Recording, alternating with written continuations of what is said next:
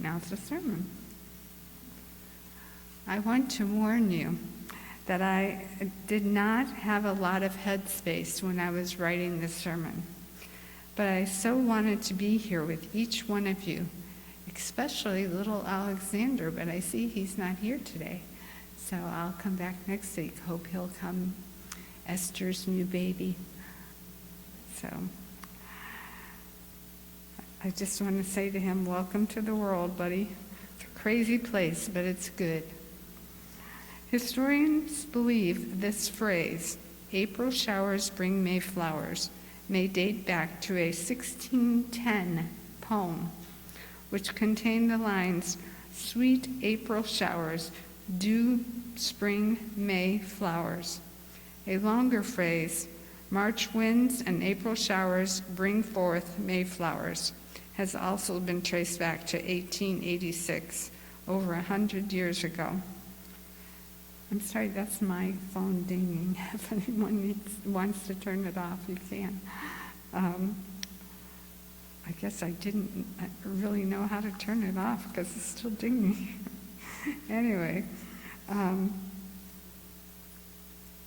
the reference to April showers likely originated in the United Kingdom or Ireland, where the month of April tends to be especially raining because of the position of the jet stream. The cooler climate in these areas also tends to push back the appearance of many flowers to late April or early May. The exact effect of rainfall likely depends on what type of flower you're talking about as well. Perennials, which die in the fall and bloom again each subsequent spring, are usually the flowers you think about when you think of spring flowers bursting forth. Annuals are the flowers you have to replant each year and are different than perennials in they can't be planted each year until after the threat of frost passes. Once planted, what matters is the amount of rainfall in the months after they're planted, not the month before. They need enough rain in the months after they're planted to sustain their growth and health. So what really brings forth May flowers? Scientists know there's one factor that's much more important than rainfall in determining a particular flower when a particular flower will bloom. It is temperature. When the average temperature begins to approach spring-like weather, flowers will begin to bloom, regardless of exactly how much rain they have received in April or the month before they began to bloom. This is part of the global warming impact that we are experiencing now. In some areas, a false spring may result in great harm to flowers and fruit crops.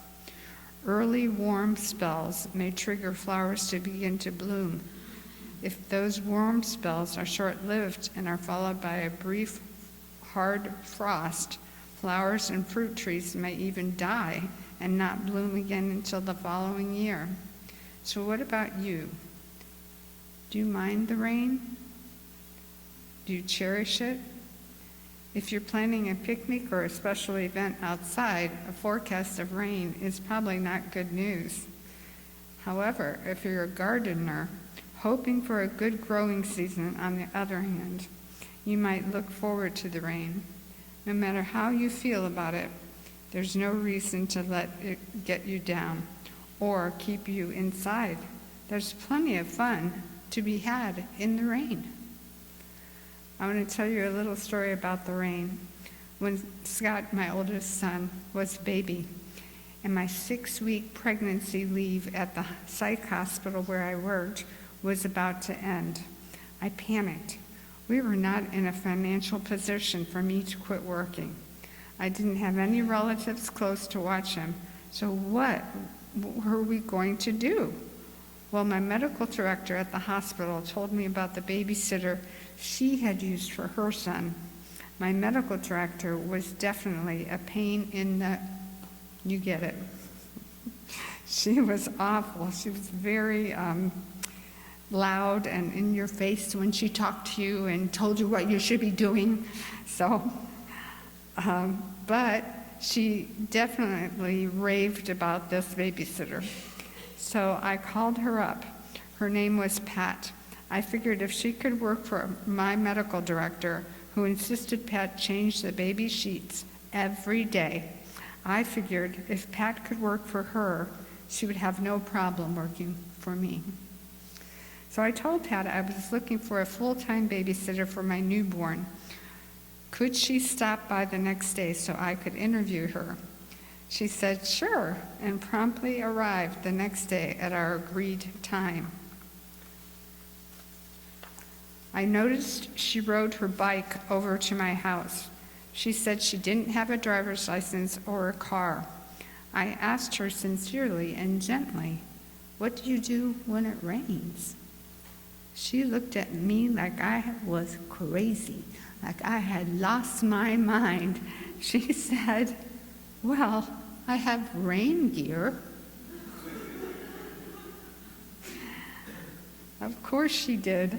She worked for us for 4 years, never ever being late, never ever complaining about the rain, never ever missing one day of work.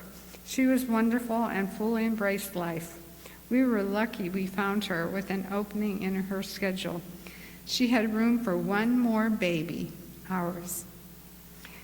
She had babysit babies for the past 40 years, and she had it all down. When I found out she was holding Scott for all of his naps, I told her it would be all right if she put him in his crib and let him sleep and she could have a break. Well, she protested.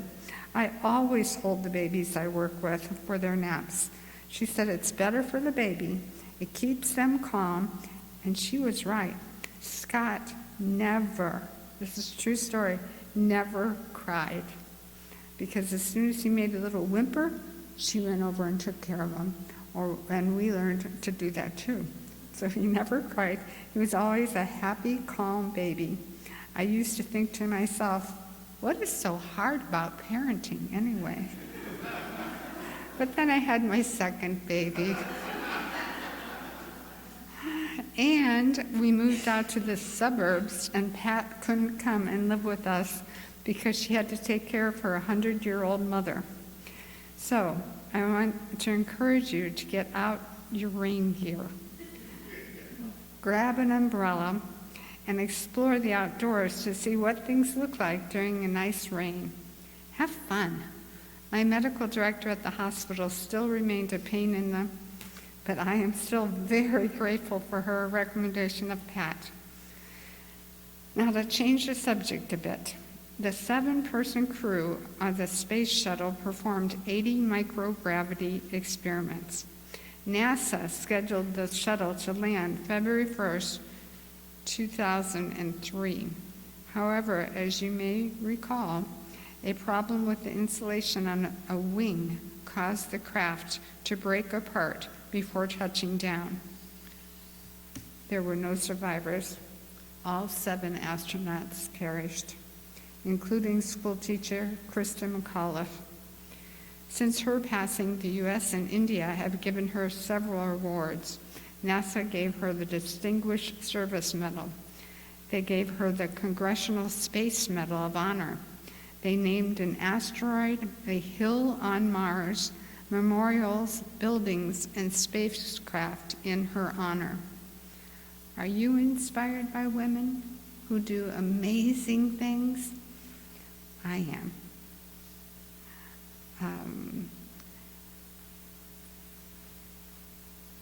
May we each return to humility and gratitude as we continue to stretch our wings and learn new things.